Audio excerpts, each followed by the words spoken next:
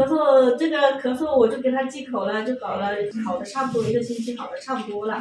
后面慢慢的又开始猪肉啊喝牛奶，然后后面慢慢的又开始咳几声，我看咳嗽频率减少吗？频率倒是少一些。他就是玩的时候他也不怎么咳，但是就是那个痰呐，就是一直以来就是这样痰恼火的很。吃一点鸡肉的，还是看你化痰的吃一下好吧？我稍微加点那个健脾的给你，先把痰化掉，单调脾。哎，他那猪肉和鸭肉可以吃的。吃猪肉就可以了，鸭肉不要吃。猪肉是平性偏温的，然后吃青菜吃猪肉，吃五谷杂粮就可以了，然后就少吃。不是这小孩子嘛，看到别人吃啊，天天还是都是想吃不？那你也没天天闹着哭啊，要吃啊。没办法，我要坚持把它画完了。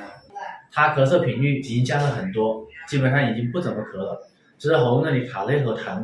对于这种情况的孩子，第一点，我们一定要严格忌口，像我们发物、牛肉、海鲜、水果是不能吃的，一定要以清淡饮食为主，可以吃点猪肉、青菜。小孩子哭闹，家长也不要心软，一定要坚持住，坚持完这2、3天，把孩子咳嗽控制下来。第二点，我给他加大力度开了一些健脾胃的药，因为这是一个脾胃虚弱的孩子，所以痰一直化不掉，所以我放一点木香，放一点砂仁，帮他健运脾胃。